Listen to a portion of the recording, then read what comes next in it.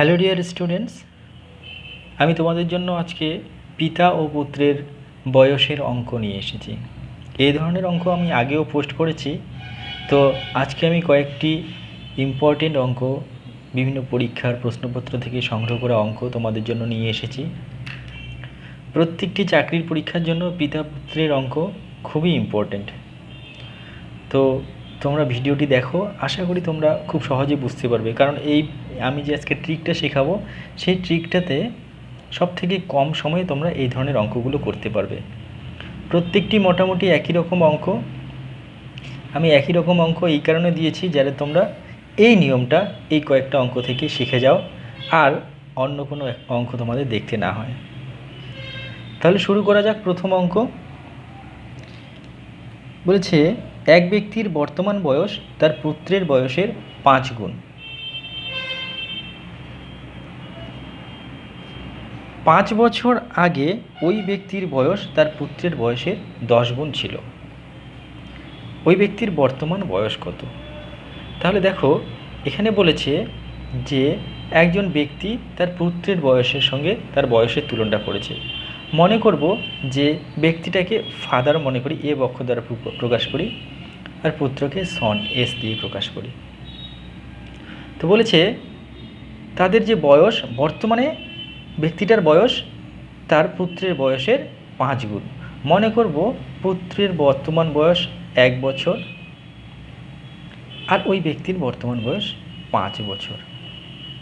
যা প্রশ্নে লেখা আছে সেই অনুযায়ী আমরা এটা মনে করলাম। এবার বলেছে কি, 5 বছর আগে ওই ব্যক্তির বয়স তার পুত্রের বয়সের 10 গুণ ছিল। 5 বছর আগে কি ছিল? পুত্রের বয়সটা 10 গুণ ছিল। 5 বছর আগেও 1 যদি ছিল তাহলে পিতার বয়স 10 ছিল।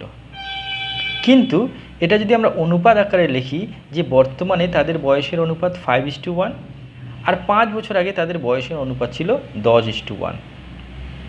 এক্ষেত্রে কিন্তু ব্যতিক্রম হচ্ছে। কীরকম? যে পুত্রের বয়স 5 বছর আগেও 1 ছিল আর 5 বছর আগেও 1 বছর ছিল, 5 বছর পরেও 1 বছর হচ্ছে। তো অনুপাতটা কিন্তু সঠিক অনুপাতে সাজানো নেই। তাহলে এটাকে আমাদের সঠিক অনুপাতে প্রথমে সাজাতে হবে। সঠিক অনুপাতে সাজানোর জন্য আমরা কি করব? এই যে অনুপাত দুটো আছে 1 আর 10, এদের পার্থক্যটা আমরা লিখব। 1 আর 10-এর পার্থক্য কত? 9। ঠিক একই রকমভাবে 5 আর 1, এই অনুপাত দুটোর পার্থক্যটা আমরা এখানে লিখব। 5 আর 1-এর পার্থক্য 4। ঠিক আছে? এই যে অনুপাত দুটোর পার্থক্য পেলাম, এই 4 দিয়ে এই দুটো অনুপাতকে গুণ করব আর এই 9 দিয়ে এই দুটো অনুপাতকে গুণ করব। তাহলে যদি গুণ করি তাহলে এখানে ফাদার আর এখানে সন লিখি। 9 দিয়ে যদি 5কে গুণ করি 5 9 45, 9 দিয়ে যদি 1কে গুণ করি 9, 4 দিয়ে যদি 10কে গুণ করি 40 পাচ্ছি, আর 4 দিয়ে 1কে গুণ করলে 4। তো এখন আমরা যেটা পেলাম সেটা এই বর্তমানের বয়স এটা, আর এটা 5 বছর আগের বয়স। কিন্তু আমাদের প্রশ্নের সঙ্গে একবার বুঝে নিয়ে দেখতে হবে যে লেখাটা কি ঠিক হয়েছে। বর্তমানে পিতার বয়স 45 বছর, পুত্রের বয়স 9 বছর। তাহলে 5 গুণ হচ্ছে কি? হ্যাঁ, পিতার বয়স পুত্রের বয়সের 5 গুণ, কারণ 5 9 45। ঠিক আছে। তারপরে দেখতে পাচ্ছি যে 5 বছর আগে পিতার বয়স 40 বছর ছিল। এটা যদি বিয়োগ করি ঠিক 5 পাচ্ছি। আর 5 বছর আগে পুত্রের বয়স 4 বছর ছিল, এখানেও বিয়োগ করলে আমরা 5 পাচ্ছি। আর পিতার বয়স পুত্রের বয়সে 10 গুণ, হ্যাঁ 4-এর 10 গুণ 40। তাহলে বুঝতে পারছি যে এই যে বিষয়টা আসলো এখন যে তৈরি হলো সেটা একদম ঠিক।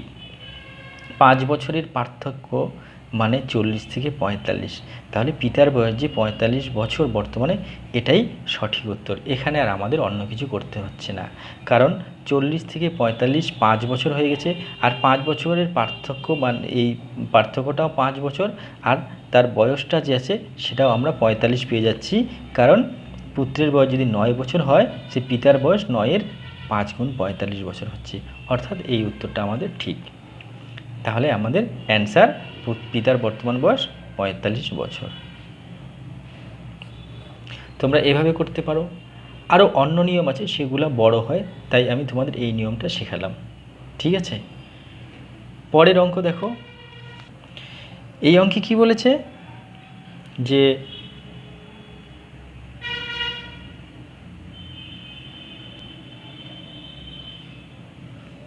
পিতার বর্তমান বয়স পুত্রের বর্তমান বয়সের 4 গুণ। 6 বছর পূর্বে পিতার বয়স পুত্রের বয়সের 10 গুণ ছিল, পিতার বর্তমান বয়স কত? তাহলে এখানেও আমরা ঠিক আগের মতো নিয়ম অনুযায়ী করব। কীরকম? পিতার বয়স মানে ফাদার আর সন, পিতার বর্তমান বয়স পুত্রের বর্তমান বয়সের 4 গুণ, মানে পুত্রের বয়স যদি 1 বছর, পিতার বয়স 4 বছর, অর্থাৎ পিতা পুত্রের বয়সের অনুপাত 4:1 ধরবো আমরা। 6 বছর পূর্বে পিতার বয়স পুত্রের বয়সের 10 গুণ ছিল। 6 বছর আগে কি ছিল? পুত্রের বয়স যদি 1 বছর, তাহলে পিতার বয়স ছিল 10 বছর, অর্থাৎ 6 বছর পূর্বে তাদের বয়সের অনুপাতটা ছিল 10:1। এবার আমরা কি করব? ঠিক আগের মতো এই অনুপাত দুটো বিয়োগ, মানে পার্থক্যটা হচ্ছে 9, আর এই দুটো অনুপাতের পার্থক্য আমরা 3 পাচ্ছি। তখন আমরা কি করব? ফাদার সন লিখব। 9 দিয়ে 4কে গুণ করলে 36, 9 দিয়ে 1কে গুণ করলে 9 9, 3 দিয়ে 10কে গুণ করলে 30, আর 3 দিয়ে 1কে গুণ করলে 3। তাহলে আমরা এখন যদি দেখি যে পুত্রের বয়সের পার্থক্য 6 বছর আর পিতার বয়সের পার্থক্যটাও 6 বছর হচ্ছে, তার মানে 6 বছর যদি পার্থক্য হচ্ছে, তাহলে পিতার বর্তমান বয়স 36 বছর। এটা ঠিক, এখানে আর আমাদের কিছু করতে হচ্ছে না।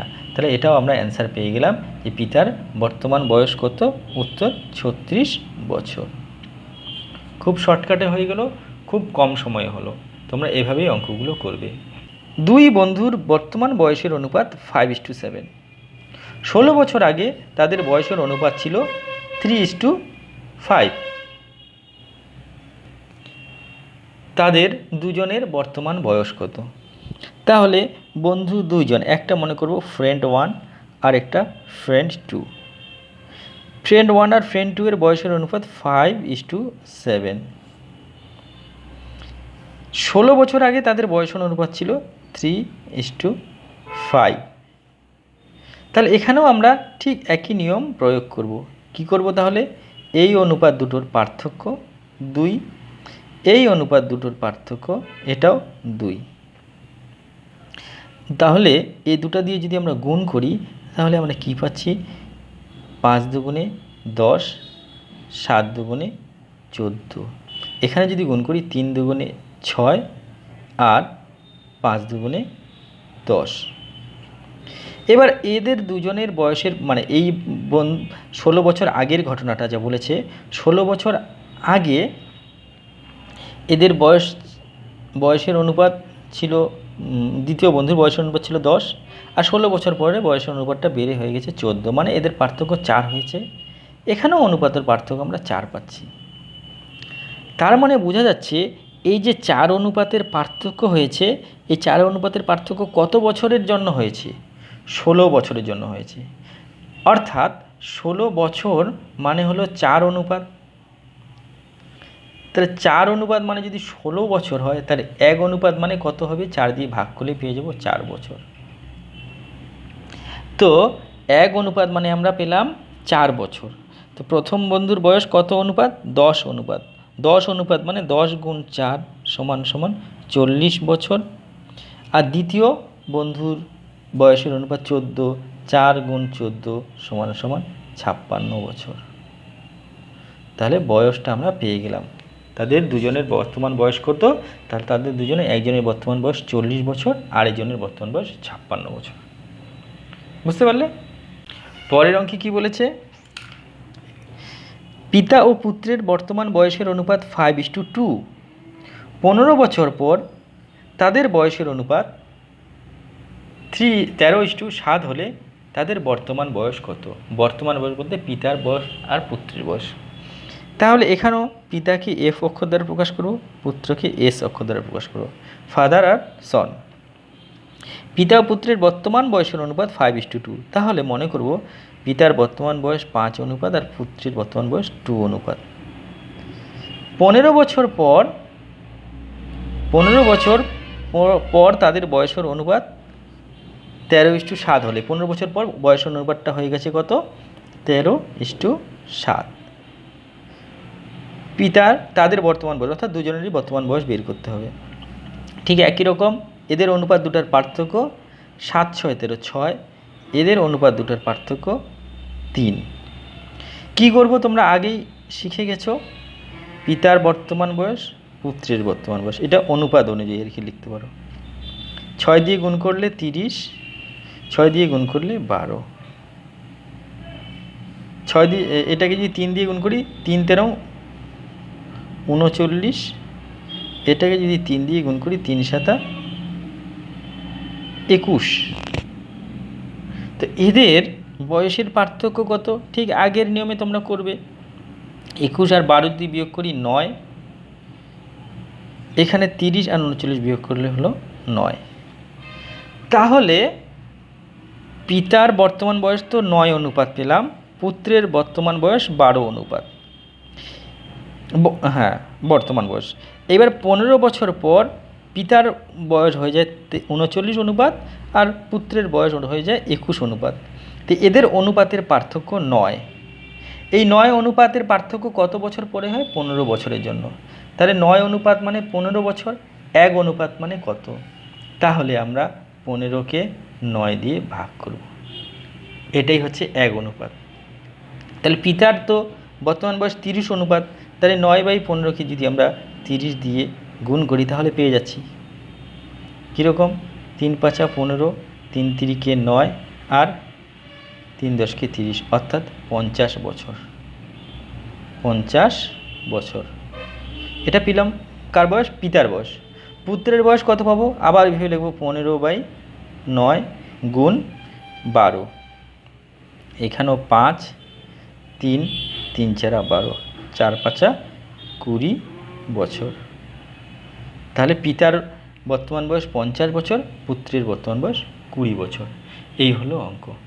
ঠিক আছে, তোমাদের জন্য একটা আমি হোম টাস্ক রেখেছি, তোমরা এটা নিজে নিজে করবে আর অঙ্কটা করে তোমরা কমেন্টে অ্যান্সারটা আমাকে জানাবে। ঠিক আছে, ভিডিওটি কেমন লাগলো? যদি ভালো লাগে অবশ্যই ভিডিওটি লাইক করবে, আর যারা এই চ্যানেলে নতুন তারা চ্যানেলটি অবশ্যই সাবস্ক্রাইব করবে। তোমরা সবাই ভালো থেকো।